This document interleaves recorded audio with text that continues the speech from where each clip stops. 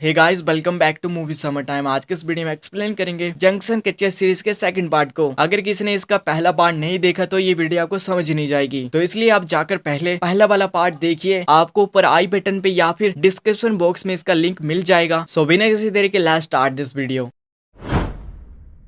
अब कहानी में आगे दिखाया जाता है कि वो सभी कैदी अपनी जेल से निकलकर भाग चुके होते हैं, पर जापानी मिलिट्री वाले उन्हें पकड़ लेते हैं। वो मिलिट्री वाले एक दो लोगों को तो मार ही देते हैं, पर तभी तेसांग वहां पे पहुंच जाता है और एक दो मिलिट्री वालों को मार देता है। और तभी वहां पे वो मोस्टर भी आ जाता है और एक एक करके सभी लोगों को मारने लगता है। तेसांग वहां पड़े नाइट्रोजन गैस के सिलेंडर को फोड़कर उस मोस्टर को भगा देता है। दूसरी तरफ केटो योन को बता देता है कि वो मोस्टर ही उसकी माँ है। बाहर तेसांग के कहने पर जनते के डैड इशिकावा से मिलने के लिए जाते हैं और उन्हें सारी बात बताते हैं कि जो भी लोग गायब हुए हैं इस गांव से, इस शहर से, वो हॉस्पिटल के अंदर कैद हैं। और इशारे से ये भी कहता है कि तुम्हारी रखैल भी वहीं उस हॉस्पिटल के अंदर ही है। दूसरी तरफ तेसांग उन सभी लोगों को एक कमरे में ले जाता है। वहां कुछ देर में योन के डैड भी आ जाते हैं। तेसांग योन के डैड को कहता है कि इन लोगों को लेकर आप दूसरे कमरे में चले जाइए जो पूरी तरह से खाली है और कोई भी मिलिट्री वाला वहां पे नहीं है, और खुद योन को ढूंढने के लिए चला जाता है। वो मिलिट्री वाले उस हॉस्पिटल में उस मोस्टर और उन सभी लोगों को कुत्ते की तरह ढूंढ रहे होते हैं हर तरफ। अब वहां अंदर योन उन्हीं की ड्रेस पहनकर केटो की कनपट्टी पे गन लगाकर वहां से निकलने लगती है, पर थोड़ी देर में पकड़ी जाती है। हॉस्पिटल के बाहर इशिकावा अपने सभी ऑफिसर के साथ आ जाता है। अंदर वो लोग योन को जंजीरों से बांधकर एक कमरे में कैद कर देते हैं और उस मोस्टर को भी उसी कमरे में भेज देते हैं। तेसांग भी सभी से छुपते हुए वहां तक पहुंच जाता है। अब जब वो मोस्टर और योन एक दूसरे के सामने आते हैं तो उस मोस्टर यानी योन की माँ को याद आने लगता है कि वो ही उसकी बेटी है। इतने में केटो उन सभी लोगों को उस मोस्टर को मारने के लिए कहता है, पर वो मोस्टर योन को बचाने लगता है। ये उस पर नाइट्रोजन गैस छोड़ते हैं और वो मोस्टर थोड़ी ही देर में बेहोश हो जाता है। तेसांग योन को जैसे तैसे वहां से बाहर निकालकर वेंटिलेटर में जाकर छुप जाता है। अब वहां केटो योन को मारने का ऑर्डर दे देता है। अब रात हो जाती है और योन और तेसांग बाकी सभी लोगों के पास पहुंच जाते हैं। अब वहां म्योंगजा यानी उस इशिकावा की रखैल भी आ जाती है। अब तेसांग सभी लोगों को बताता है कि हमारे पास 10 मिनट ही है यहाँ से निकलने के लिए। बाहर पुलिस वालों का ट्रक खड़ा है, हमें बस 10 मिनट के अंदर अंदर इस ट्रक में चढ़ना है। कैसे भी जो भी इस ट्रक में चढ़ जाएगा वो यहाँ से निकल जाएगा और जो नहीं चढ़ पाएगा वो यहाँ पे ही रह जाएगा।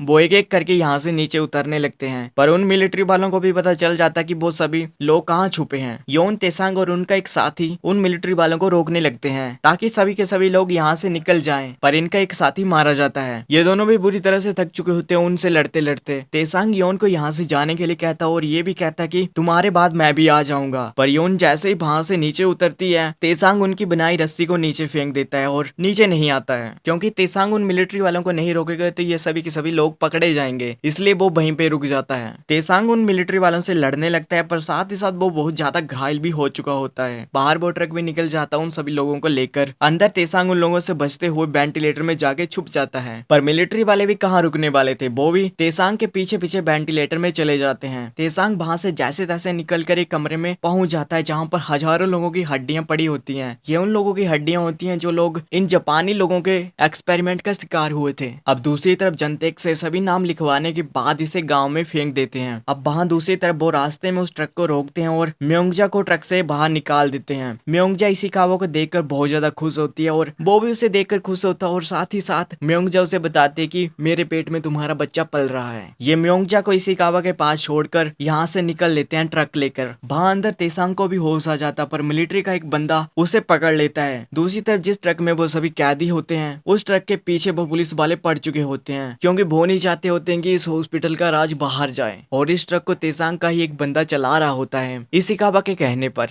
अब ये सभी ट्रक को लेकर गांव में पहुंच जाते हैं। गांव में तेसांग के कहने पर योंगचन सभी गांव वालों को फ्री में सामान देने लगती है और गांव में एक जश्न का माहौल हो जाता है। सभी लोग खुशियां मना रहे होते हैं और पार्टी कर रहे होते हैं, दारू सारू पी रहे होते हैं, जिससे गाँव में बहुत ज्यादा भीड़ बढ़ जाती है। और ये पुलिस वाले उस ट्रक को नहीं रोक पाते हैं, पर ये जैसे तैसे उस ट्रक को रोक ही देते हैं, पर वो ट्रक पूरी तरह से खाली होता है। तेसांग के प्लान के हिसाब से ये सभी लोग उस ट्रक से निकलकर उस दर्जी के घर में चले जाते हैं और रिक्शा वाले उन सभी लोगों को यहाँ से इस गांव से निकाल देते हैं। ये सारा का सारा प्लान तेसांग का ही होता है। अब वहाँ रात तो हो ही चुकी होती है और इशिकावा और उसकी रखैल यानी म्योंगजा एक कमरे में चले जाते हैं और एक दूसरे के साथ रोमांस करने लगते हैं। दूसरी ओर केटो को एक ही बात सता रही थी कि उसके कमरे में रखे गिलास में मोस्टर वाले सीरम का पानी किसने पिया है। ये पानी पहले योन को इसने दिया था पर उसने नहीं पिया था, पर अब जब ये अपने कमरे में वापस आया है तो वो गिलास खाली है और वहाँ गाँव में कोई औरत रात को लोगों को मार रही होती है और इशिकावा की रखैल भी गायब होती है उसके बिस्तर से। वहाँ हॉस्पिटल के अंदर इशिकावा की बीबी आती है डायरेक्टर इचिरो के साथ उस मॉन्स्टर को देखने के लिए। इस लेडी की पहुंच बहुत ऊपर तक होती है, तभी ये कहीं भी जा सकती होती है और इसी ने ही यह हॉस्पिटल भी बनाया होता है। दूसरी ओर गांव में सभी व्यापारियों को पुलिस पकड़ लेती है तेसांग और उन कैदियों का पता लगाने के लिए और उन्हें बुरी तरह से टॉर्चर करने लगती है। योन भी हर दिन हाउस ऑफ गोल्डन ट्रेजर में जाती है तेसांग का पता लगाने के लिए और अंदर ही अंदर योन तेसांग को बहुत ज्यादा मिस कर रही होती है क्योंकि उससे वो बहुत ज्यादा प्यार करती होती है। अंदर तेसांग की हालत बहुत ज्यादा खराब होती है। तेसांग मिलिट्री वाले के एक बंदे को मार के उनकी ड्रेस पहन लेता है। उसे पता चलता है कि इशिकावा की बीबी यानी लेडी माइदा यहाँ पे आई हुई है इस हॉस्पिटल के अंदर और जैसे उसे मौका मिलता है ये लेडी माइदा के कनपट्टी पे गन रखकर यहाँ से निकलने लगता है और उस हॉस्पिटल से बाहर निकल जाता है। पर तेसांग की हालत बहुत ज्यादा खराब होती है और वो गाड़ी में ही बेहोश हो जाता है। वहाँ योन हर दिन तेसांग को याद करती और उसके बारे में ही पूछती रहती। दूसरी ओर तेसांग का जो बंदा था जिसने ट्रक चलाकर उन सभी लोगों को हॉस्पिटल से निकाला था उसे पुलिस पकड़ लेती और बहुत ज्यादा टॉर्चर करती है और उससे तेसांग और उन लोगों के बारे में पूछती है। दूसरी ओर इशिकावा की बीबी यानी लेडी माइदा तेसांग से बहुत ज्यादा प्यार करती होती है और ये दोनों पहले से एक दूसरे के दोस्त होते हैं, तो इसलिए वो तेसांग को अपने घर ले आती है और उसका इलाज करती है और तेसांग को 3 दिन बाद होश आता है। तेसांग के ठीक होने के बाद ये सीधा पुलिस स्टेशन जाता है और वहाँ से वो अपने सभी लोगों को छुड़वाता है। तेसांग और इशिकावा के बीच एक डील हुई थी पहले कि वो इशिकावा की रखैल को ढूंढ निकालेगा कहीं से भी और वो तेसांग को यहाँ से जाने देगा, तो ये ऐसा ही करता है। तेसांग अपने लोगों को यहाँ से लेकर चला जाता है। इसके बाद तेसांग योन से मिलने जाता है और योन को देखकर उसे गले से लगा लेता है और रोने लगता है। ये दोनों बाजार में घूमते हैं और मजे करते हैं। अब ये दोनों वहाँ से निकल ही रहे थे तभी इन्हें किसी के चिल्लाने की आवाज सुनाई देती है। ये जाकर देखते हैं तो वहाँ पे इशिकावा की रखैल यानी म्योंगजा ने किसी इंसान को मार दिया था और वो उसे खा रही थी। योन समझ जाते कि हॉस्पिटल में उन लोगों ने इस पर एक्सपेरिमेंट किया है। ये लेडी वहाँ से भाग निकलती है पर आगे पुलिस वाले उसे देख लेते हैं और वो उसे पकड़ने के लिए उसके पीछे भागने लगते हैं और कुछ ही देर में पूरी की पूरी पुलिस फोर्स वहाँ पे पहुंच जाती है उस लेडी को पकड़ने के लिए। वो लेडी भागते हुए जंगल में चली जाती है और वो पुलिस वाले उसे पकड़ लेते हैं। इशिकावा वहाँ आकर उसे पिंजरे में जाने के लिए कहता है और साथ ही साथ ये भी कहता है कि तुमने बहुत से लोगों को मार दिया है, अब तुम्हें मैं भी नहीं बचा सकता। ये लेडी इशिकावा पे हमला कर देती है और वो बुरी तरह से घायल हो जाता है। सभी पुलिस वाले उस पे गोलियां चलाने लगते हैं पर उस पे गोलियों का कोई असर ही नहीं हो रहा था, पर जैसे तैसे करके ये उसे पकड़ ही लेते हैं। योन और तेसांग भी उसे देख रहे थे पर वो कुछ भी नहीं कर सकते थे और थोड़ी देर में वो लोग उस लेडी को पिंजरे में कैद कर देते हैं। अब जब योन अपने घर जाती है तो वहाँ पे उसके पापा नहीं होते हैं और वो एक लेटर छोड़ के गए होते हैं।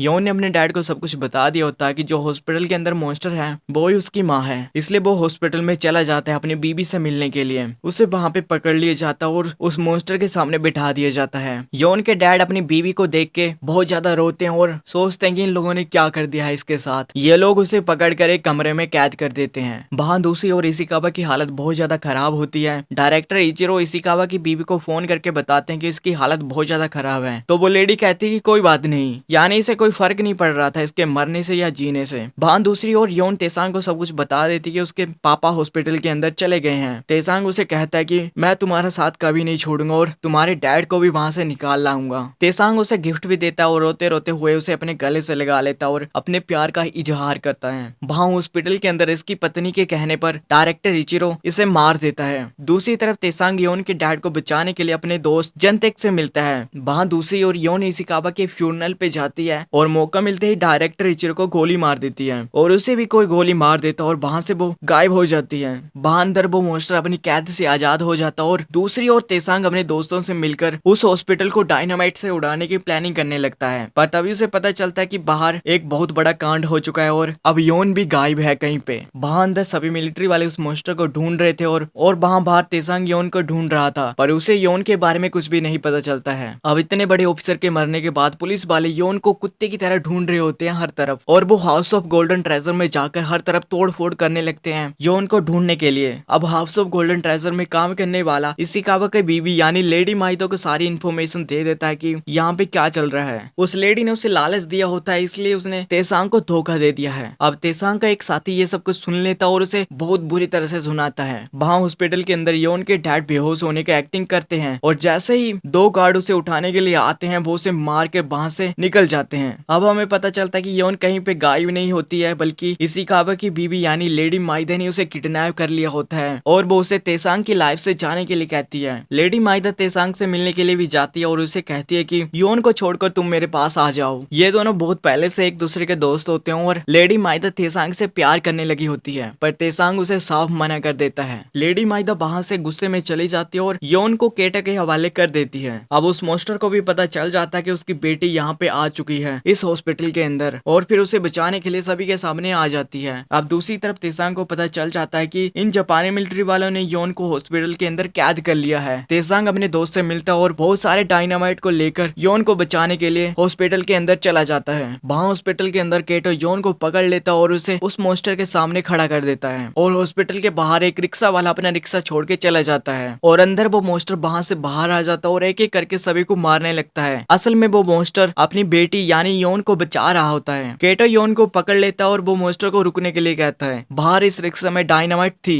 ये प्लान तेसांग का ही था। जैसे ही डायनामाइट फटती है वैसे ही तेसांग वहाँ से अंदर चला जाता है और ये हॉस्पिटल की छत पे चढ़कर वेंटिलेटर से अंदर चला जाता है और अंदर डायनामाइट लगाने लगता है। पर तभी वहाँ पे योन के डैड भी पहुंच जाते हैं। तेसांग उन्हें कहता है कि आप यहाँ से योन को लेके चले जाइए, मैं यहाँ से बाहर नहीं निकल पाऊंगा, क्योंकि जो कोई भी डायनामाइट को लगाएगा इस हॉस्पिटल के अंदर उसके पास यहाँ से निकलने का टाइम नहीं बचेगा और वो भी इस जगह के तबाह होने के साथ साथ मारा जाएगा। पर योन के डैड कहते हैं कि मैंने तो अपनी सारी जिंदगी जी ली है, अब तुम योन के साथ अपनी जिंदगी जियो और उसे हमेशा खुशी रखना। और तेसांग से वो डायनामाइट वाला झोला ले लेते हैं। अंदर उस मोस्टर ने हर तरह तबाही मचाई होती है। केटो योन के जरिए यहाँ से निकलना चाहता होता है। वो अपने लोगों को योन को लेकर छत पे जाने के लिए कहता है और खुद वो मोस्टर वाले सीरम को लेने के लिए चला जाता है। अंदर योन के डैड हर तरफ डायनामाइट लगा देते हैं। दूसरी तरफ तेसांग योन के पास पहुंच जाता है और एक एक करके सभी गार्ड्स को मारने लगता है। अंदर वो मोस्टर केटो के कमरे तक पहुंच जाता है और केटो अपने बचे हुए सीरम को लेकर यहाँ से निकलने लगता है, पर रास्ते में वो गिर जाता है और उसके सीरम की शीशियां गिर जाती है और टूट जाती है। अंदर योन के डैड डायनामाइट लगा के उस मोस्टर यानी अपनी बीवी का इंतजार करने लगते हैं और साथ ही साथ रोते हुए एक गाना भी गाने लगते हैं। और जैसे ये दोनों एक दूसरे के सामने आते हैं वैसे ही डायनामाइट फट जाती है और हर तरफ तबाही मच जाती है और ये पूरी की पूरी बिल्डिंग तबाह हो जाती है। तेसांग और योन बच गए थे, पर इनकी हालत बहुत ज्यादा खराब थी। जब योन को पता चलता है इसके डैड और इसकी माँ यानी वो मोस्टर इस धमाके में मर चुके हैं, तो वो पूरी तरह से टूट जाती है और रोने लगती है और बहुत ज्यादा दुखी हो जाती है। तेसांग जैसे जैसे उसे संभालता है, अब ये खबर पूरे शहर में फैल जाती है कि वो हॉस्पिटल पूरी तरह से तबाह हो चुका है। तेसांग और योन उन्हीं की गाड़ी लेकर यहाँ से निकलने लगते हैं। वहाँ पे आग लगी थी तो फायर ब्रिगेड वाले भी वहाँ पे पहुंच के आग बुझाने लगते हैं और योन और तेसांग जैसे जैसे वहाँ से निकल जाते हैं। दूसरी तरफ हाउस ऑफ गोल्डन ट्रेजर में तेसांग ने मैसेज भेजा होता है कि अब वो शहर से निकलने वाला है तो उसे बहुत सारे पैसे चाहिए हैं। तो ये एक बैग में बहुत सारे पैसे भरकर इस लड़के को दे देते हैं तेसांग तक पहुंचाने के लिए, पर बाहर उस लड़के का कुछ लोग पीछा करने लगते हैं। योन और तेसांग पानी वाले जहाज से शहर से निकलने वाले थे, पर वो इंतजार कर रहे थे अपने पैसों का, क्योंकि यहाँ से निकलने के बाद उनके पास कुछ भी नहीं बचेगा, तो इसलिए उन्हें पैसों की जरूरत तो पड़ेगी ही। इस लड़के के पीछे कोई तो पीछा कर रहा होता, पर ये जैसे तैसे तेसांग तक पहुंच जाता है और बैग दे देता है। पर थोड़ी देर में वो लोग भी पहुंच जाते हैं जो उसके पीछे होते हैं। इनके पीछे लेडी माइदा थी और वो अपने साथ निंजा को भी लेकर आई थी उन्हें खत्म करने के लिए, क्योंकि वो चाहती थी कि तेसांग उसका ना हो सका तो वो किसी का भी नहीं होने देगी। ये दोनों थोड़ी देर तो अच्छे से लड़ लेते हैं, पर थोड़ी देर बाद ये दोनों भी थक जाते हैं और ये बुरी तरह से घायल भी हो जाते हैं। और तभी वहाँ पे वो मोस्टर भी आ जाता है और एक एक करके उन सभी निंजा को मारने लगता है। उस धमाके में उस मोस्टर का एक हाथ टूट चुका होता है। योन और तेसांग यहाँ से निकलने लगते हैं और योन की हालत तो बहुत ज्यादा खराब होती है, पर उस मोस्टर को लगता है कि ये लड़का भी उन लोगों के साथ ही मिला है यानी तेसांग, और ये योन को मारना चाहता है, इसलिए ये मोस्टर तेसांग पे हमला कर देता है। पर योन बीच में आ जाती है और बुरी तरह से घायल हो जाती है। वो अपनी मोम यानी उस मोस्टर को समझाते हुए कहती है कि मैं इससे बहुत प्यार करती हूँ, तुम इसे जाने दो। योन का बहुत ज्यादा खून निकल चुका होता है और वो थोड़ी देर में मर जाती है। तेसांग योन को देखकर बहुत ज्यादा रोता और बहुत ज्यादा दुखी होता है, क्योंकि वो उससे सच्चा प्यार करता होता है और उसके जाने का गम उसे बहुत ज्यादा सता रहा होता है। दूसरी तरफ हॉस्पिटल में सभी लोग मर चुके होते हैं, पर केटो अभी भी जिंदा होता है और उसके हाथ में उस इशिकावा की रिखाल यानी म्योंगजा का बच्चा होता है। दूसरी तरफ बाहर इशिकावा के मरने पर उसकी बीवी यानी लेडी माइदा ने शोक सभा रखी होती है। इस सभा में बड़े बड़े जापानी ऑफिसर आए होते हैं, तो विद्रोही और तेसांग के लोगों ने यहाँ पे डायनामाइट लगा दी होती है और थोड़ी देर में सभी के सभी लोग मारे जाते हैं इस धमाके में। वहाँ तेसांग योन की यादों में एक खोया होता है और उसी को याद कर रहा होता है। उसके लिए अब जीना बहुत मुश्किल हो चुका होता है और योन के जाने से तेसांग बहुत ज्यादा दुखी होता है। अब न्यूज में आ जाता है कि कोरिया पूरी तरह से आजाद हो चुका है जापान से, और जो जापानी लोग यहाँ पे बच चुके हैं वो भी वापस जापान जा रहे होते हैं। हमें यहाँ पे पता चलता है कि लेडी माइदा उस धमाके में बच गई है। अब यहाँ पे केटो लेडी माइदा को अपने साथ जापान लौट जाने के लिए कहता है। दूसरी तरफ वो मॉन्स्टर अपनी बेटी यानी योन के साथ एक झील में कूद जाती है और उसके अंदर जो जीव था जिस वजह से वो मॉन्स्टर बनी थी वो उसके सर से निकलकर योन के मुंह में चला जाता है और वो मॉन्स्टर मर जाता है और उस पानी में डूब जाता है। पर योन जिंदा हो जाती है और इसी के साथ ये कहानी खत्म हो जाती है।